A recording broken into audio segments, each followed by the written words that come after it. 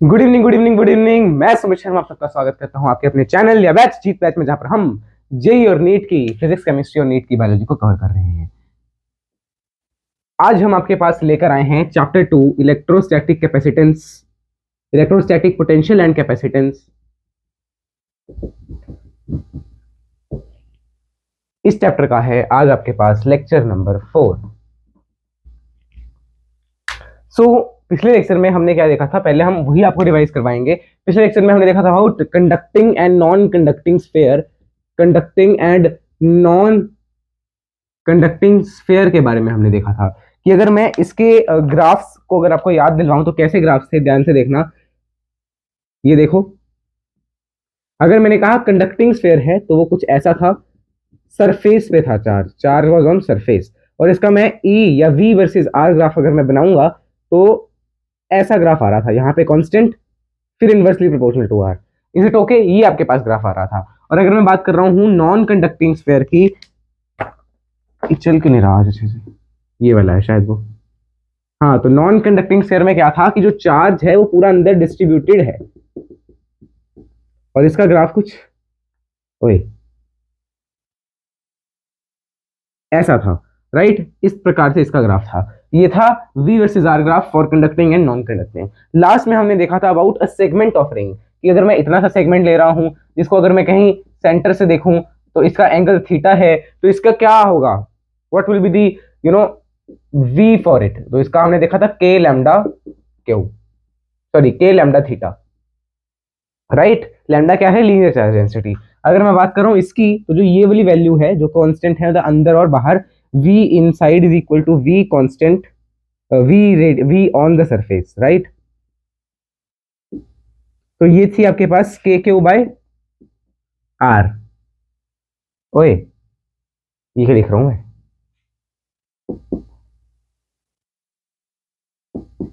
के Q by are आ जाएगा, क्योंकि अगर हम देखो, सबसे पहले अगर मैं आपको बात करूं कि जो है अंदर इलेक्ट्रिक फील्ड जीरो है, इलेक्ट्रिक फील्ड जीरो है, that means minus DV by D R zero है। अगर minus DV by D R zero है that means voltage is constant, और वो वोल्टेज होती है इतनी, या वो पोटेंशियल होता है इतना, ठीक है? V inside V on surface. V outside की बात करूं तो वो क्या होगा, के क्यू बाय स्मॉल आर हो जाएगा। स्मॉल आर मतलब कितना दूरी है फ्रॉम द सेंटर, ओके? इसके लिए अगर मैं बात करूं तो इसमें वी इनसाइड और वी आउटसाइड अलग अलग है, वी सरफेस भी अलग है। तो अगर मैं बात कर रहा हूं वी सरफेस की, तो इसमें जो वी सरफेस होगा that will be K Q by capital R, V outside K Q by small R. और अगर मैं बात कर रहा हूं वी इनसाइड की, तो वो होगा आपके पास के क्यू, ध्यान से देखना है, के क्यू नीचे है 2r का cube, 2 capital R, capital R है इस स्फीयर का, सर इस स्फीयर का रेडियस है कैपिटल आर, और जो आप डिस्टेंस ले रहे हैं वो है स्मॉल आर, ठीक है? के क्यू बाय 2r का क्यूब इंटू 3 कैपिटल आर का स्क्वायर माइनस स्मॉल आर का स्क्वायर। ये चेक कर लो, ओके? इसको चेक करो जल्दी से, क्या हमने ऐसा ही कुछ किया था? और इसका जो ग्राफ आया था वो कुछ इस प्रकार से आया था, और इसमें आपको दिख ही रहा है के लैम्डा थीटा वोल्टेज है, राइट? और इसमें हमने अलग अलग वैल्यूज पुट करी थी थीटा की। थीटा जो है वो किस में होगा? रेडियंस में होगा। Theta will be in radiance, okay? तो दिस वाज ऑल अबाउट जो हमने पिछले लेक्चर्स में कवर किया था। और मेरे ख्याल से हमने रॉड का किया था शायद, जिसका के क्यू बाय कुछ एल एन के फॉर्म में आया था, राइट? हाँ, तो वो भी हमने शायद पिछले लेक्चर में ही किया था, तो इसको भी आप नोट कर लें, फिर हम आगे बढ़। ओए सॉरी यार, अब इसको आप नोट कर सकते हैं। आई एम रियली सॉरी यार, वो अब आधे तो चले गए होंगे अभी से ही। अरे ये तो ब्लर दिख रहा है, ये तो ऐसे ही है, जाली है कुछ, कुछ हमें समझ नहीं आएगा, हमें तो कुछ समझ नहीं आएगा, हम तो यहाँ से चल पड़ते हैं। अच्छा, एक और चीज, चलो वो मैं उसके अलग सेपरेट वीडियो बना लूंगा, और उस पर फिर आप लिखेंगे बड़ा कुछ। तो यहीं पे बता देता हूँ, आपकी जेईई और नीट दोनों की डेट्स जो है वो आ चुकी हैं। अगर मैं सेपरेटली बताता कि ये डेट्स हैं, आपको ऐसे ऐसे करना चाहिए, ऐसे ऐसे नहीं करना चाहिए, तो कई शुरू हो जाते, अरे तूने क्या किया है, ये क्या वो क्या, मैं कितना गुस्सा आता है ना, क्या कहें। गुस्सा हमें नहीं करना है, हमें तो राधे राधे बोलकर आगे बढ़ना है। चलिए, अब आज का जो टॉपिक है हम डिस्क के लिए ये निकाल लेते हैं। फॉर डिस्क, डिस्क के लिए अगर मुझे वोल्टेज निकालनी है तो उसको कैसे हम कैलकुलेट कर सकते हैं, ओके? तो अगर मैं बात करूं डिस्क के लिए, तो जैसे आपने क्लास 11th में भी देखा होगा, जब भी हम डिस्क के रिलेटेड कोई भी डेरिवेशन करते थे तो उसमें हम क्या करते थे, रिंग ले लेते थे, रिंग के कारण निकालते थे और उसको इंटीग्रेट कर देते थे। कैसे, वो मैं आपको बताता हूँ। देखिए ये है एक डिस्क, मान लीजिए ये डिस्क है, मतलब ऐसे सॉलिड है ये पूरी, ठीक है। इसको मैं और बेटर तरीके से बनाता हूँ, देखो इस प्रकार से है कुछ, जैसे आपके पास सिक्का नहीं होता क्या, 5 का 10 का, यहाँ पे एक पड़ा होगा मेरे ख्याल 1 आधे रुपए का, क्या है ना, गरीब आदमी उसके पास चिल्लर ही होंगे मेरी तरह। ये देखिए, ये आपको दिख रहा होगा सिक्का, देखना ध्यान से, ये 1 रुपए का सिक्का है मेरे पास, ओके। ये आपके पास सिक्का दिख रहा है आपको। अब इसमें अगर मैंने, देखना ध्यान से, सीट वेरी केयरफुली, ये मैंने एक लगा दिया इसके अंदर एक रिंग, ठीक है, ये रिंग है, ये क्या है, रिंग, जो प्रॉपर तो नहीं बनी पर फिर मैं इसको प्रॉपर बना देता हूँ, फिर दिखाता हूँ। तो ये बन गई, और यार इसके ऊपर ना थोड़ा हिल जा रहा है कार्यक्रम, रुको, yes now it's perfect, check it out. ये मैंने एक रिंग बना दी बिल्कुल सेंटर में। अब इस रिंग का रेडियस अगर मैं 0 से स्टार्ट करूं, मतलब रिंग यहां से स्टार्ट होगी और इसको इस पूरे डिस्क के रेडियस तक लेकर जाऊं, इंटीग्रेट कर दूं, तो क्या ये मुझे पूरी डिस्क नहीं मिल जाएगी इस रिंग के इंटीग्रेशन से, मिल जाएगी ना। क्या ये सबको क्लियर है। तो मैंने, चाहे इस डिस्क का पूरा रेडियस है कैपिटल आर, मैंने क्या किया, एक स्मॉल सी डिस्क ले ली, स्मॉल सा रेडियस का एक रिंग ले ली जिसका रेडियस है स्मॉल आर। यार अब ये दिख नहीं रहा होगा, आप इसको लिख लो, this radius is small R, this radius is small R, and इस रिंग की जो थिकनेस है that is let's say D R, D R thickness की मैंने स्मॉल रिंग ले ली, डी आर थिकनेस की मैंने स्मॉल रिंग ले ली। अब इस स्मॉल रिंग के कारण जो वोल्टेज होगी वो क्या होगी, टेल मी, वोल्टेज या वी कहें तो डीवी, ओके। हाँ, तो फर्स्ट ऑफ ऑल अगर मैं बात कर रहा हूँ डीवी की, तो पहले मुझे ये चार्ज चाहिए होगा, बिकॉज अगर मुझे डीवी लिखना है तो चार्ज तो चाहिए ही है, क्यों, क्योंकि फॉर्मूला क्या होता है, के क्यू बाय आर। और आपसे क्या कहा गया है कि जो डिस्टेंस है वो इसके एक्सिस पे है, यानी कि आपको यहां कहीं एक्स दूरी पे ये निकालना है, एक्स आपके पास आपके लिए दूरी दी हुई है, ठीक है, यहां पे आपको निकालना है। तो सबसे पहले अगर मैं इसको टेढ़ा करके बना लूं तो क्या मैं इसको ऐसे बना सकता हूं, ये आपके पास वो छोटी सी रिंग आ गई जिसका रेडियस आपने लिया है स्मॉल आर, थिकनेस ली है डी आर, इसके कारण मुझे बताना है एक्स दूरी पे, ये हो गया डिस्टेंस आपका under root small R square plus X square, ठीक है। तो इसके कारण जो होगा, क्या होगा, dv will be equal to K, अब डी क्यू डालोगे बिकॉज इसके ऊपर चार्ज, पूरी रिंग के ऊपर चार्ज क्यू है, पूरी डिस्क के ऊपर चार्ज क्यू है, तो उसके इतने से सेगमेंट के ऊपर कितना चार्ज होगा वो हम देखेंगे, के डी क्यू अपॉन जो ये डिस्टेंस है अंडर रूट में R square plus small, small R दिया है मैंने, देखा स्मॉल आर इस छोटी सी रिंग कर वो लिया मैंने, ये एलिमेंट है, ये एक एलिमेंट है।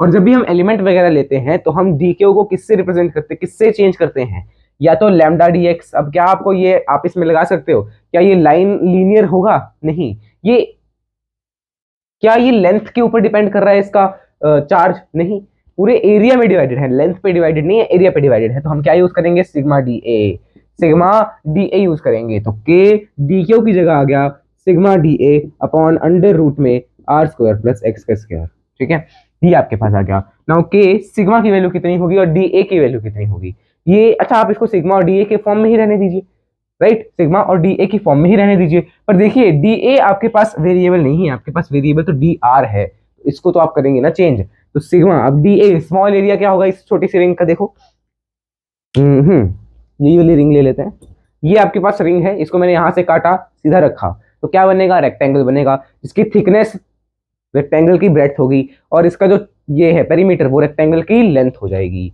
यानी कि इसका एरिया कितना होगा, जो इसकी लेंथ है पूरे सर्कुलर रिंग की लेंथ कितनी होती है पूरे सर्कुलर रिंग की, 2 पाई आर है ना, 2 पाई आर, और इसका जो थिकनेस है डी आर, ये इसका स्मॉल एरिया होगा, डिवाइडेड बाय अंडर रूट में आर का स्क्वायर प्लस एक्स का स्क्वायर, ये आपके पास आ गया डीवी। अब आपको चाहिए वी, आपको चाहिए वी, इसको कर दो इंटीग्रेट, देखना ध्यान से,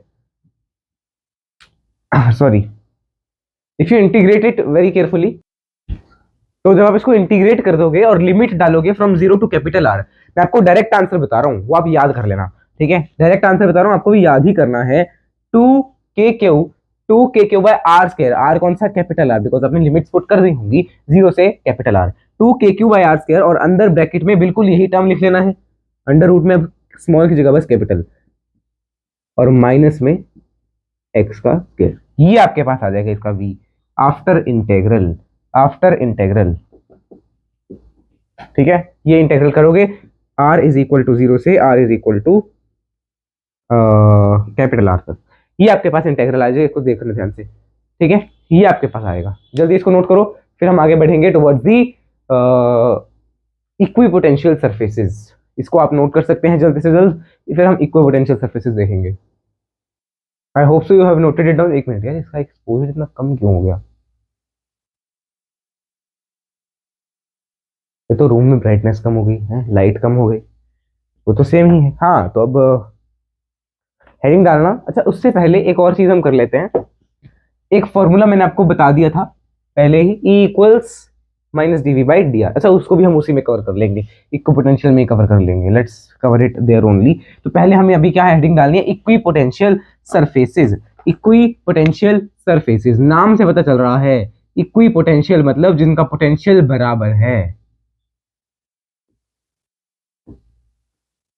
ठीक है, तो कोई भी अगर आपके पास चार्ज है, राइट, तो उसके आसपास एक इलेक्ट्रिक फील्ड होगी, और उस इलेक्ट्रिक फील्ड के कारण कोई ना कोई पोटेंशियल आएगा, ऐसा आप कह सकते हैं। मतलब पोटेंशियल की वैल्यू कुछ ना कुछ तो होगी ना, E is equal to minus D by D R. तो वो पॉइंट्स जहां पे पोटेंशियल की वैल्यू सेम है उस चार्ज के अराउंड, उसको, उस लोकस में पाथ को, कि अगर मैंने देखा पाथ, यहाँ पे एक चार्ज था, मैंने देखा पाथ यहाँ पे भी सेम है, यहाँ पे भी सेम है, यहाँ पे भी same same same same same same same same same आ रहा है, हर जगह सेम आ रहा है, यहाँ देखो। तो ये जो पाथ बना, ये पूरा का पूरा पाथ को अगर मैं जोड़ दूंगा, तो ये आपके पास एक इक्विपोटेंशियल सरफेस बन जाएगा। आई होप सो आपको ये क्लियर हो गया हो। तो इसको मैं कैसे लिखूंगा? Surfaces made up by joining locus, surfaces made up by joining the locus of points with same potential, same potential। अब इनकी एक प्रॉपर्टी तो आपको पता चल गई, सेम पोटेंशियल है। इसकी सेकंड प्रॉपर्टी क्या है? Two equipotential surfaces never intersect each other. अब इसका कारण, क्यों इंटरसेक्ट नहीं कर सकते, देखना ध्यान से। अगर मैंने कहा ये जो इक्विपोटेंशियल सरफेस आया, ये आ गया 3 वोल्ट का, ठीक है, ये 3 वोल्ट वाला, और ये आपके पास आ गया लेट्स से 10 वोल्ट का इक्विपोटेंशियल सरफेस। तो अब जहां पे ये इंटरसेक्ट कर रहे हैं, देखना 10 वोल्ट का इक्विपोटेंशियल सरफेस मतलब इस सरफेस पे जितने भी पॉइंट्स हैं उन सबका वोल्टेज 10 है। 3 वोल्ट का मतलब जितने भी पॉइंट्स हैं उन सबका वोल्टेज 3 है। तो जहां पे ये इंटरसेक्ट कर रहे हैं वहां तो इसका पॉइंट भी इसका पॉइंट भी, तो यहाँ पे वोल्टेज क्या होगी भाई? है, यहाँ पे 10 और 3 का एवरेज लोगे क्या? नहीं ना। तो मतलब इससे हमें दिक्कत आएगी कि हम वोल्टेज क्या लें जहां पे वो मीट कर रहे हैं। इसलिए वो मीट कर ही नहीं सकते कभी भी जब तक दोनों इक्विपोटेंशियल सरफेसेस सेम ही उसके ना, और अगर सेम उसके तो उनका पाथ भी सेम होना चाहिए, right. Second, equipotential surfaces are always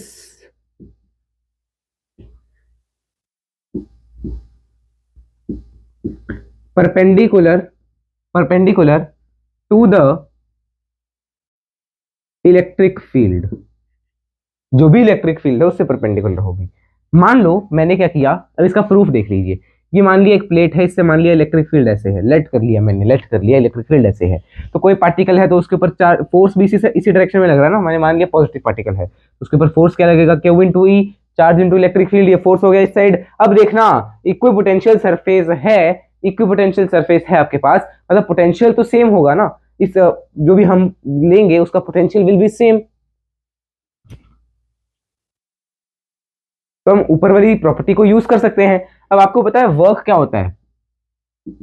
force into displacement, right. तो फोर्स है क्यू इंटू ई, मैंने डिस्प्लेसमेंट मान ली एक्स, और उन फोर्स और डिस्प्लेसमेंट के बीच का एंगल मैंने मान लिया थीटा, और वो थीटा कितना होगा? ये आपका थीटा होगा, ठीक है। ये आपके पास आ गया, क्योंकि जिसमें इलेक्ट्रिक फील्ड होगी वही फोर्स की डायरेक्शन, और ये मैंने मान ली कि एक्स इस साइड वो जा रहा है। Okay, so Q E X cos theta.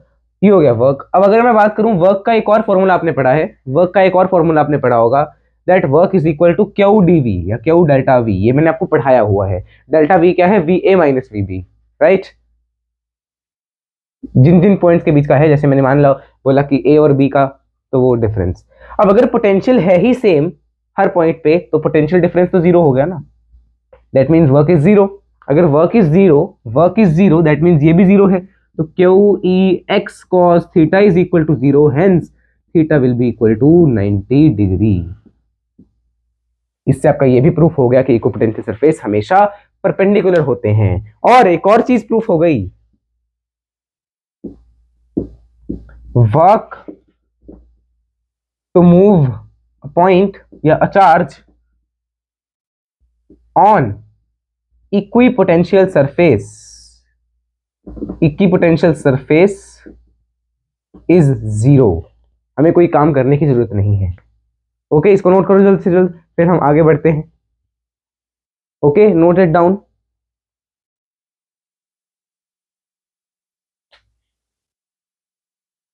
Okay, I hope so आपने इसको नोट कर लिया हो। तो आपसे जिस भी पॉइंट में इलेक्ट्रिक फील्ड है, सरफेस आपको उसके परपेंडिकुलर बनाते जाना है, इसको देख के। अब अगर मैं बात कर रहा हूं कि मुझे चाहिए सरफेस ऑफ अ जनरल एक पॉइंट चार्ज है, उसके लिए आप इलेक्ट्रो वो बनाइएगा surface, electro equipotential surface. इक्को के पता नहीं क्यों बोलता हूं मैं, इक्वी पोटेंशियल है, equipotential surface for a point charge. आप बनाइएगा, जैसे ये रहा आपके पास point charge, this is the point charge, let's say plus Q है, आपको इसके लिए बनाना है। सबसे पहले मैं इलेक्ट्रिक फील्ड पैटर्न बना लेता हूँ। देखो, एक, दो, पहले तो इलेक्ट्रिक फील्ड बना ली मैंने, ये दो, तीन, चार, मैंने मान ली चार मैंने बना ली। अब मैंने इलेक्ट्रिक फील्ड क्यों बनाई? क्योंकि मुझे इसके परपेंडिकुलर सरफेस बना देना है, तो वो इक्विपोटेंशियल सरफेस हो जाएगा। ठीक है, तो इसके इसके परपेंडिकुलर कोई सरफेस जाएगा तो ऐसे ही जाएगा ना। ये देखो ये परपेंडिकुलर है, ये देखो ये परपेंडिकुलर है, ये देखो ये परपेंडिकुलर, और ये देखो ये परपेंडिकुलर। एंड मोर ओवर, आपको अगर आपने रिलेशन पढ़ा है E is equal to minus D V by D R, तो ध्यान से देखना, जो इलेक्ट्रिक फील्ड है इनवर्सली प्रोपोर्शनल है आर के। तो जैसे जैसे आर बढ़ता है वैसे वैसे इलेक्ट्रिक फील्ड कम होती जाएगी, तो सबको पता ही है, this is what we all know. तो इसका तो कोई बेनिफिट नहीं है। तो इससे आपको एक और चीज दिखी, एक और चीज दिखी, एक और चीज, ध्यान से सुनना आप मेरी बात, ध्यान से सुनना है आपको। जहां पे इलेक्ट्रिक फील्ड ज्यादा होगी वहां पे आर यानी डिस्टेंस कम, मतलब स्पेसिंग, डिस्टेंस कम है मतलब स्पेसिंग क्या होगी? कम होगी। स्पेसिंग कम होगी ना जहां पे इलेक्ट्रिक फील्ड ज्यादा होगी, राइट। तो अब देखना, पास में इलेक्ट्रिक फील्ड ज्यादा होगी, पास में इलेक्ट्रिक फील्ड ज्यादा होगी, तो पास में स्पेसिंग कम बनाना है।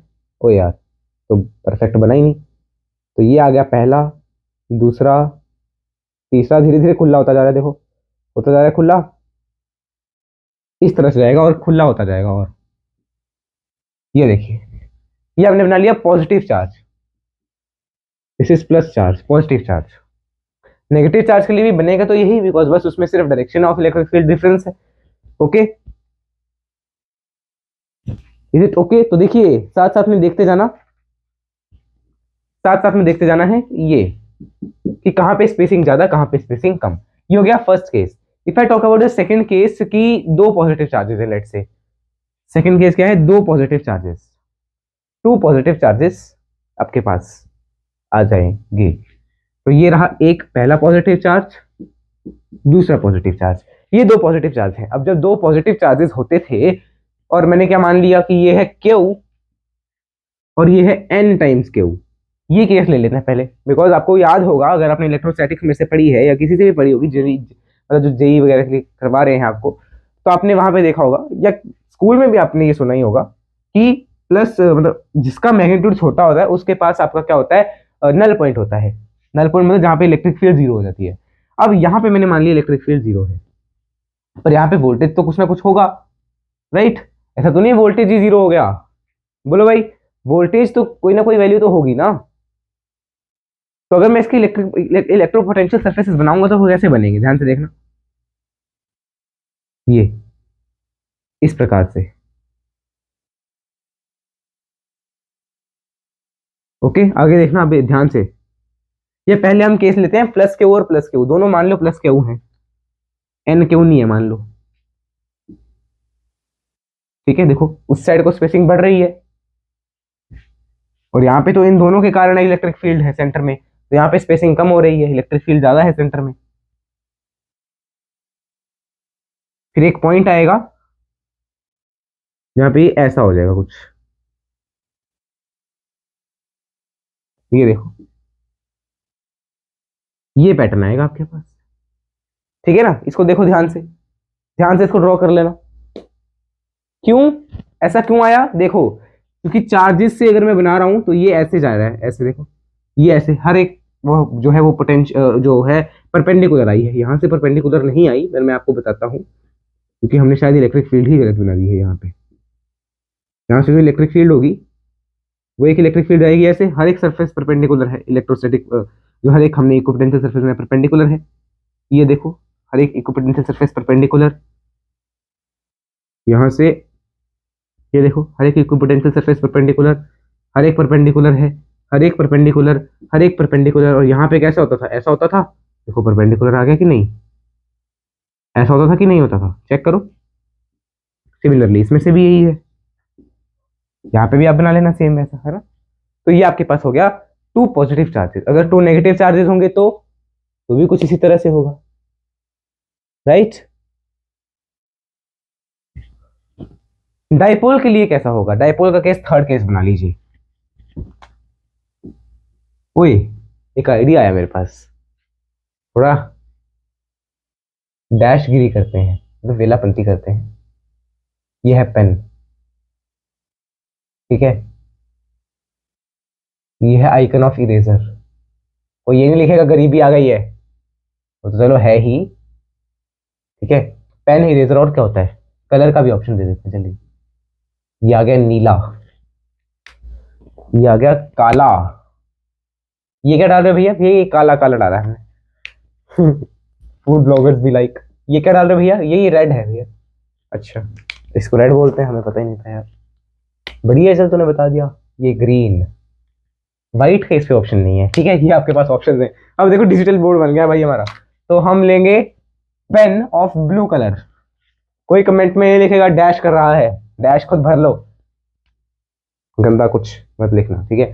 थर्ड में क्या है, डाइपोल का के, ओए ये क्या ब्लू मार्कर से चल नहीं रहा है, हमें तो थोड़ा सा दोबारा दबा के देखते हैं। ओ माय गॉड, क्या पता आप चल पड़े, oh my God it is working now. Plus minus, dipole के केस में अगर आप इलेक्ट्रिक फील्ड देखते हैं तो कैसी होती है, ये देखो, ये होती है इलेक्ट्रिक फील्ड, मतलब यहां से परपेंडिकुलर आप जा सकते हैं, यानी यहाँ पे कंप्लीट सर्कल बन जाएगा दोनों का, यहाँ पे कंप्लीट सर्कल बन जाएगा दोनों का, देखो इस तरह से आएगा कुछ, ये देखिएगा। इसमें ऐसा नहीं है, क्योंकि यहां से ऐसे थोड़ी जा रही है, ऐसे थोड़ी जा रही है, तो सीधा जा रही है, और ऐसे जा रही है इलेक्ट्रिक फील्ड, राइट। और यहां से ऐसे है, ऐसे ऐसे ऐसे ऐसे ऐसे,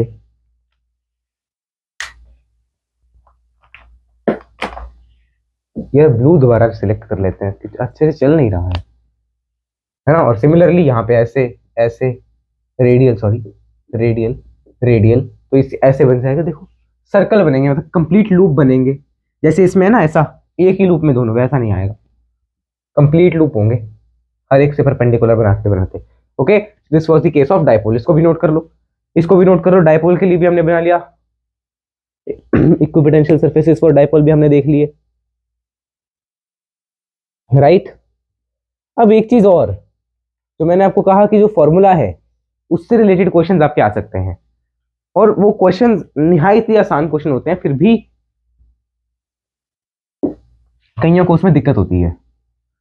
तो हमने इक्विपोटेंशियल मदद इस चीज की मदद से जाना। ओए इरेजर के बिना कैसे रब हो रहा है ऐसे नहीं करेंगे, इरेजर सिलेक्ट करी तो हाथ से मिट जाएगा भाई, देख लो कलाकारी है, ऐसा कोई कर सकता है, किसके पास है ऐसा बोर्ड बताइए, जो व्हाइट बोर्ड भी है डिजिटल। अरे यहाँ से अच्छे से मिटाता नहीं है यार, क्या है, ओए लिख क्यों नहीं रहा, पेन सिलेक्ट नहीं किया ग्रीन, ग्रीन से लिखेंगे अब हम, क्या लिखेंगे अब हम, E is equal to minus D V by D R. ये आपने फॉर्मूला पढ़ा, कैसे पढ़ा वो भी मैं आपको बता देता हूँ, कैसे पढ़ा। अच्छा वैसे तो हमने कर ही दिया था, ये कैसे आया फॉर्मूला हमने देख तो लिया था यार, है ना, वर्क वाला हमने देखा तो था ये फॉर्मूला कैसे आया था। चलो फिर भी एक बार मैं दोबारा अगर आप जानना चाहें तो मैं बता देता हूँ फिर भी एक बार हम कर लेते हैं। वर्क के उससे हमने ये फॉर्मूला बताया था आपको, हमने एक फॉर्मूला देखा है ब्लू कलर सेलेक्ट करके, work is equal to minus Q D V, ये फॉर्मूला हमने देख रखा है, या माइनस क्यू डेल्टा वी। अब वर्क को हम क्या लिख सकते हैं, फोर्स इंटू डिस्प्लेसमेंट। फोर्स क्या होता है, E into Q, electric field into Q, into displacement, displacement D R minus Q D V, Q से क्यू उड़ा दो, E is equal to minus DV by D R. Okay, ये आ गया formula. यार कमेंट में कुछ बकवास मत कर देना यार, है ना। चलो लिख दोगे तो भी मेरे तक क्या ही जा रहा है, इतनी आगे तक तो कोई पहुंचता भी नहीं होगा वीडियो में, अगर पहुंचता है तो कमेंट में बता देना। हाँ जी, तो ये हमने फॉर्मूला देखा। अब इसमें आपको एक चीज और देखनी है, एक चीज और देखनी है, दैट ई जो है, ई एक वेक्टर क्वांटिटी है और ई एक स्केलर है। तो वेक्टर से स्केलर कैसे बनता था, याद करिए वो दिन जब आपने पढ़ी है क्लास 11 की ग्रेविटेशन। अरे वर्क एनर्जी, मतलब सॉरी ग्रेविटेशन तो मैंने कहाँ पहुंच गया, ग्रेविटेशन नहीं, जो है वर्क एनर्जी वाला chapter, work and energy, work energy power, WEP, वहां पे आपने पढ़ा होगा, कुछ धुंधला धुंधला याद आ रहा होगा।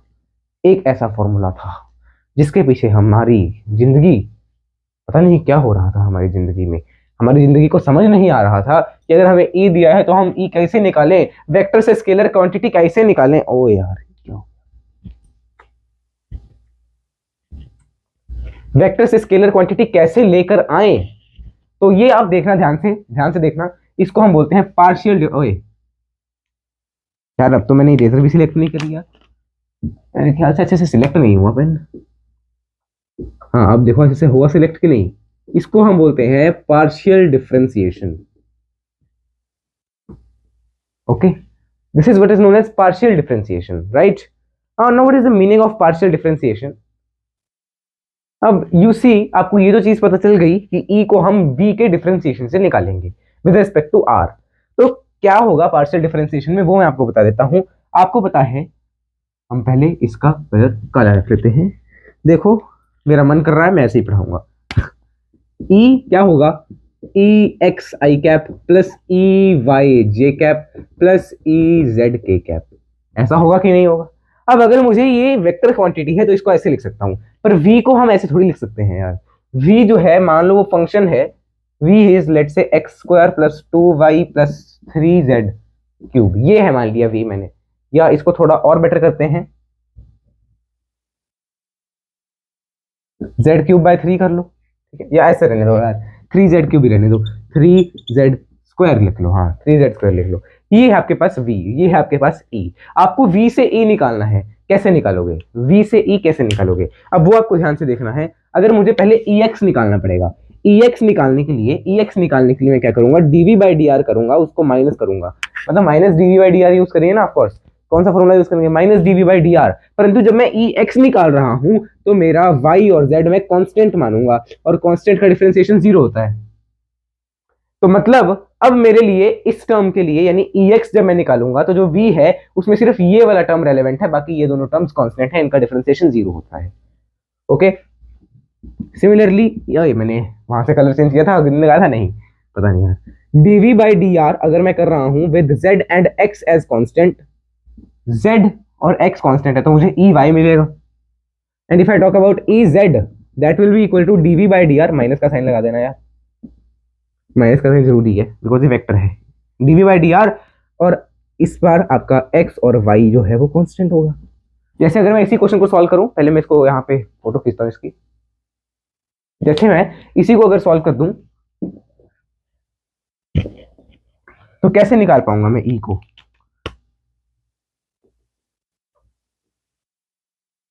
देखना।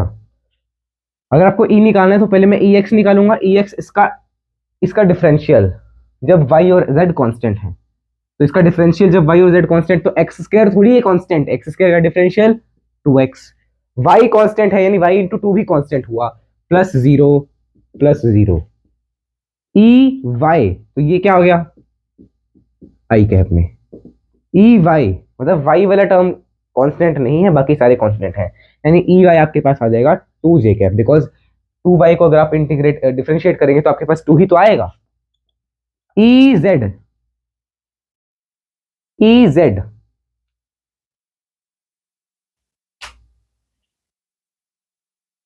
जेड की अगर मैं बात कर रहा हूं, यानी इसका डीवी बाई डी आर में एक्स और वाई कांस्टेंट है। अरे माइनस तो रह के यार, देखो माइनस की गलती हो जाती है अभी।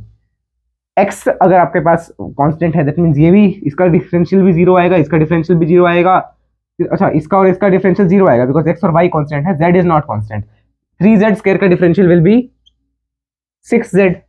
So E will be equal to vectorial form या vector form that will be equal to minus 2x I cap minus 2j cap plus 6z k cap। Check करिए इसको, check it out. I hope so this is clear to you. I hope so this is clear to you. I am making the statements very very clear to you all. Is it okay?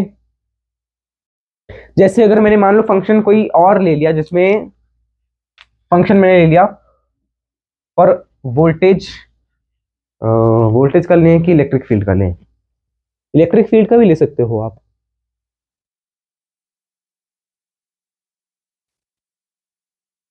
Okay so हम voltage ले लेते हैं।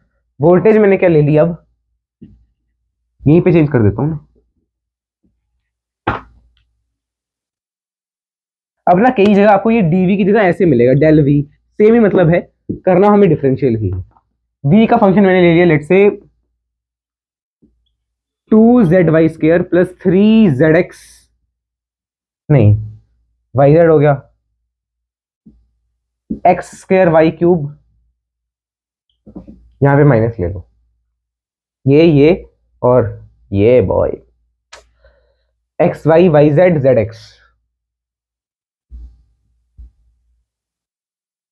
8zx की power z की power 4, ये आपके पास है मान लो 8z की पावर 4। आपसे पूछा है फाइंड इलेक्ट्रिक फील्ड एट 1 1 1। अब कई लोग क्या करेंगे, हम वोल्टेज निकालने हैं, चला 1 1 1 पे वोल्टेज सबको 1 पुट करते हैं, वोल्टेज आया 2 -3 -8 तो -10 तो यही हो गया, नहीं -10 नहीं, -10 कैसे हुआ, -11 + 2 11 की जो 10 नहीं 9 -9 लग रहा है हमें, वोल्टेज है वो भाई, पोटेंशियल -9 है इसका इस पॉइंट पे, परंतु आपको इलेक्ट्रिक फील्ड निकालनी है तो पहले आपको इलेक्ट्रिक फील्ड को ऐसे निकालना पड़ेगा, परंतु वो कैसे कर पाएंगे अब हम, उसका मेन दिक्कत है। अब यहां पे आपको ध्यान से गौर करके देखना है, अब आपको यहां पे ध्यान से गौर करके देखना है, ठीक है ना। देखिएगा, if I talk about v का डिफरेंशियल मुझे चाहिए, यानी इसका डिफरेंशियल चाहिए, तो ई एक्स की अगर मैं बात कर रहा हूं, चेक करना ध्यान से इसको, ई एक्स मतलब आपको वही टर्म लेना है जिसमें x आ रहा है। देखो x एक तो इसमें आ रहा है, बस इसी में आ रहा है, और तो किसी में ना आ रहा। अच्छा यहाँ पे हमने x नहीं लिया क्या, यहाँ पे भी ले लो भाई, x की 2 कर लो यहाँ पे, ठीक है। अब देखो इन दो टर्म्स में x आ रहा है, क्योंकि आपका y और z कांस्टेंट है, तो ये y स्क्वायर z इंटू 2 ये कांस्टेंट होगा, तो इसको आप हटा दें। Now E X will be equal to, minus पहले लगा लीजिए, इसका डिफरेंशियल करना है आपको, इस पूरे का डिफरेंशियल। अब अगर आप इसका डिफरेंशियल करेंगे, del of -3x² y square upon y cube है अपॉन डी आर या डेल आर, ये आपको निकालना है। वेयर x निकाल रहे हो तो y z कांस्टेंट, तो इसमें तो सिर्फ y आ रहा है, तो y is equal to constant. और क्या है, अब देखो माइनस है यहाँ पे भी, तो प्लस करोगे या माइनस कर लो, no problem is there. Minus of del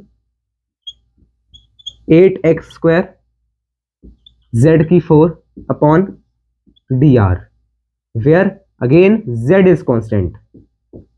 इसको सॉल्व करेंगे तो क्या आएगा, ध्यान से देखना है, ध्यान से देखना। इसको अगर मैं कर रहा हूं y कांस्टेंट है, y कांस्टेंट है, y कांस्टेंट है, that means -3y³ is constant.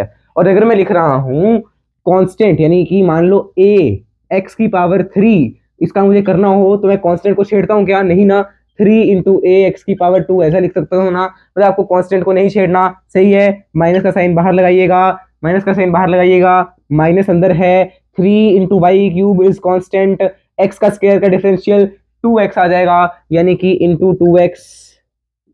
समझ आया नहीं आया? आना तो चाहिए, नहीं आया तो फिर दोबारा देखिएगा। माइनस इसका डिफरेंशियल, इसमें z कांस्टेंट है नहीं, 8z4 तो वैसे का वैसा ही आएगा, 8z की पावर 4 वैसा ही आएगा, एक्स स्क्वायर का डिफरेंशियल 2x, यानी कि यहाँ पे आ गया 16 और यहाँ पे एक x लगा लो। ओके, यहाँ पे भी 2x की जगह मैं क्या कर देता हूँ 6x लिख लेता हूँ, ठीक है। ओए ऑन है ना, पता चले ऑन नहीं है, मैं इतना बकवास कर रहा हूँ है। माइनस और माइनस को आप हटा सकते हैं, कॉमन ले सकते हैं, मतलब माइनस को मल्टीप्लाई कर लेना ना अंदर, तो क्या बचा 6y³ x माइनस 16z की 4x। This is in I cap because ये आपने ई एक्स निकाला है।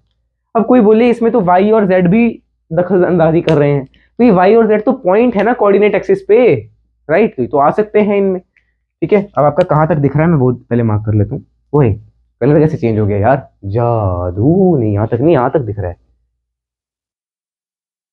ओए ये तो मैंने ज्यादा नीचे खींच दी लाइन, ओए ओए करता रहता हूँ मैं बस यार, यहाँ तक दिख रहा है मेरे ख्याल, बस यार मेरे को पता चल गया इस मार्क तक दिख रहा है, तो मैं यहाँ तक एक और सॉल्व कर देता हूँ। अगर मैं बात कर रहा हूँ ई वाई की, ई वाई पहले तो मार्कर का कलर ग्रीन करें, ऐसे तो आप सोचोगे पता नहीं क्या हो गया। ई वाई मतलब वाई, आपको चाहिए वाई कंपोनेंट, यानी इसमें इसका डिफरेंशियल 2z कांस्टेंट है, सिर्फ y का टर्म आपको चाहिए, ठीक है। इसमें सिर्फ y का टर्म, जिसमें वही वाले करोगे ना, इसमें 3z स्क्वायर कांस्टेंट है, सिर्फ y का टर्म आपको लेना है। तो अगर मैं ई वाई निकालूंगा तो that will be minus of इसका डिफरेंशियल 2zy स्क्वायर का डिफरेंशियल, 2zy स्क्वायर का differential with respect to y where z is equal to constant, because आपको ई वाई चाहिए तो मतलब z और x कांस्टेंट लोगे। अब अगर z constant that mean 2z एक कांस्टेंट हो गया और y स्क्वायर का 2y आ जाएगा, यानी कि 4zy कह सकते हो आप, 4zy, ओके। और इसका -3x²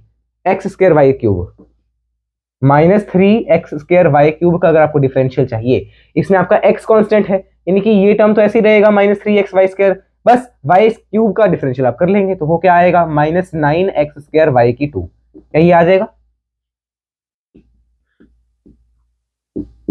ओके, ये है आपका j कैप, सॉल्व करिएगा। 9x² -4zy इन j कैप। Ez की अगर मैं बात कर रहा हूं, Ez मतलब z वाला टर्म को छोड़ के x और y कांस्टेंट है, यानी कि जिसमें x और y कांस्टेंट, यानी ये टर्म पूरा कांस्टेंट, कांस्टेंट का डिफरेंशियल 0, बिकॉज माइनस में है ना तो डिफरेंशियल 0 ही होगा। अगर मल्टीप्लाई होता तो हम कांस्टेंट को बाहर निकाल लेते हैं। इसमें देखिए Ez चाहिए, तो ये 2z तो है पर y² इज कांस्टेंट, तो y² कांस्टेंट है तो y² का डिफरेंशियल नहीं करना, 2z का डिफरेंशियल कर दो और y² से मल्टीप्लाई कर देना, ठीक है। तो पहले तो माइनस का साइन लगा लेना, y² ऐसे ही रहने देना है बिकॉज वो कांस्टेंट है, 2 भी कांस्टेंट है, और अगर z का डिफरेंशियल देखना है तो वो 1 ही होता है, तो ये आ जाएगा 2y²। If I talk about और कहाँ पे है z वाला टर्म, ये देखिए ये टर्म z वाला है, इसमें z की पावर 4 का डिफरेंशियल होगा, दैट विल बी 4z3 और x का स्क्वायर तो कांस्टेंट है, और -8x का स्क्वायर तो कांस्टेंट है, तो -8x² ऐसे लिख दीजिए, और 4 भी आएगा तो 8 4 32 लगा लेना, इंटू z की पावर 3 बचेगी। ये आ गया आपके पास आई जे के कैप। अब आपके पास हर एक चीज आपको दी हुई है electric field x y z, x is equal to 1, y is equal to 1, z is equal to 1। तो ई एक्स की अगर मैं बात कर रहा हूं, ई एक्स की अगर मैं बात कर रहा हूं तो that will be equal to, सारा कुछ 1 ही है ना ये x और y, तो 6 - 16 -10 I cap, E Y 9 - 4 5 j cap, E Z देखो 32 32 - 2, 32 - 2 बनेगा ना, माइनस को अंदर लेके जाओगे तो देखो कर भी देता हूँ, 32x² z3 -2y²। देखो x और y, x y z तीनों 1 1 दिए हुए हैं, तो वो पुट कर दो इसमें, 32 - 2 30 के कैप। तो इलेक्ट्रिक फील्ड, अरे यार इसको मैं आंसर देखो, आंसर मैं यहाँ पे लिख रहा हूँ, फाइनल आंसर यहाँ पे लिख रहा हूँ मैं, ठीक है। वही फील लेंगे हम इस बोर्ड में, हम उसकी फील ले लेंगे। देखो यार ये मजाक है कोई, ठीक है, सीरियस ना लेना। तो आंसर क्या आएगा, इस सब को आप मिला के लिख देना, -10 i cap +5 j cap +30 k cap. और इसको और कैसे लिख सकते हो, 5 कॉमन लेके -2 i cap +j cap +6 k cap, ऐसे भी लिख सकते हो। दोनों का मतलब सेम ही है। These are your answers. Okay, तो ये था पार्शियल डिफरेंशिएशन, इसको नोट करो जल्दी से।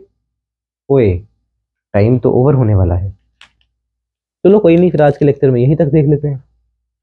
इसको ओवर करो, ओवर नहीं, इसको आप क्या करो, नोट करो जल्दी। आई होप सो आपने इसको नोट कर लिया हो। अब देखना इससे और कैसे क्वेश्चंस आ सकते हैं, वो भी मैं आपको इस फॉर्मूले से और क्वेश्चंस आपको बता देता हूँ कैसे कैसे आपसे पूछे जा सकते हैं। और क्वेश्चंस भी आपको बता देता हूँ कैसे आपसे पूछे जा सकते हैं। देखना,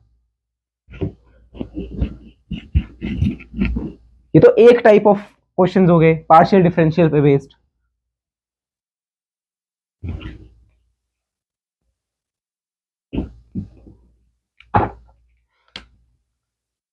और आपके पास एक इटरेशन, उसी इटरेशन से कौन कौन से क्वेश्चंस आ सकते हैं,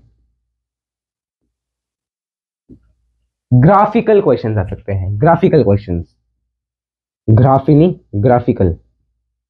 ग्राफिकल क्वेश्चंस मतलब जो इसका स्लोप आएगा उसका नेगेटिव माइनस dv/dr, मतलब स्लोप होता है ना v वर्सेस r ग्राफ, तो minus slope of V R graph, वो होगा इलेक्ट्रिक फील्ड। ओके, एंड अगर मैं बात कर रहा हूं area under E R graph, वो होगा वोल्टेज। क्या ये आपको इतना लाइट दिख रहा है कि मैं ब्राइटनेस थोड़ी कम करूं इस स्मार्ट बोर्ड की? है, ठीक है, आई होप सो आपको दिख ही रहा होगा। तो ये आपके पास दो फॉर्मूले आए। अभी कैसे आए देखो, आपको पता है E D R is equal to -dv, जहां पे आप इंटेग्रल करते हैं, जहां पे आप इंटेग्रल करते हैं तो आपको एरिया मिलेगा, area under curve. Okay, that will be equal to v। ओ यार बिना उसके कैसे हमने मिटा दिया है, how can we do this to ourselves. अच्छा एरिया, एक चीज और, एक चीज और, जो एरिया होगा वो एक्चुअली क्या है, माइनस में है ना? और वो वोल्टेज देगा क्या, यहाँ पे तो डी वी है तो वोल्टेज का डिफरेंस ही तो देगा, -Δv दे देगा एरिया। एक ग्राफिकल क्वेश्चन हो सकते हैं। Second, differential, partial differentiation, partial differential के क्वेश्चन आपसे आ सकते हैं। थर्ड आपको पूछा जा सकता है इसी में about find v between 2 points, मतलब integration of E D R, that will be -dv। Okay, this is all about जो हमसे इस फॉर्मूले से पूछा जा सकता है। तो ये बहुत इंपॉर्टेंट फॉर्मूला है। और आपसे पूछ सकते हैं, अगर आपने माइनस ये डेल्टा वी निकाल लिया, आपको कहा कि पहले पॉइंट का जो है वोल्टेज इतना है, पोटेंशियल इतना है, आपको सेकंड पॉइंट का बताना है। डेल्टा वी आप निकाल सकते हो, पहले का दे दिया, दूसरे का निकाल सकते हो, क्या डिफरेंस ही तो होगा डेल्टा वी। हेलो ओ बदतमीज, यहाँ सुन। तो यहीं पे आज की क्लास को हम रोकते हैं। पहले मैं इसको जरा फोटो खींचता हूँ।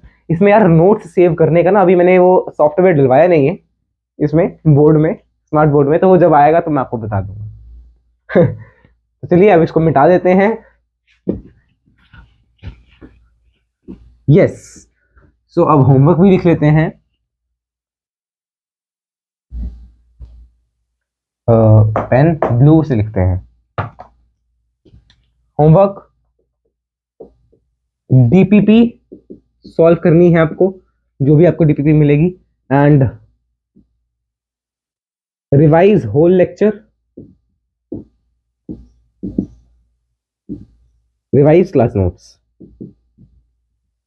Okay, this was all about lecture 4। अरे एक मिनट यार, इसको मैं मिटा देता हूँ है। ऐसे नोट्स में तो बेचारे पागल हो गए होंगे यार, इतनी गरीबी क्या छा गई, ऐसे लिखना पड़ रहा है। देखो यार, मेरी मर्जी, मैं जिस मर्जी तरह से पढ़ाऊं, right, so that's up to me. कि मैं इस बोर्ड को चुन के पढ़ा रहा हूँ। पढ़ाने को मैं ब्लैक बोर्ड पे पढ़ा सकता हूँ और रिविजन क्लासेस में ब्लैक बोर्ड पे ही दूंगा। ओके, तो वो आप जिद मत करना प्लीज, ठीक है, मेरी मर्जी है यार, थोड़ा सा तो सहन लो। हाँ, तो चलिए फिर मिलते हैं अगले लेक्चर में, तब तक के लिए जय श्री कृष्ण, राम राम, सीता राम, राधे श्याम, श्रीमन नारायण, राम राम।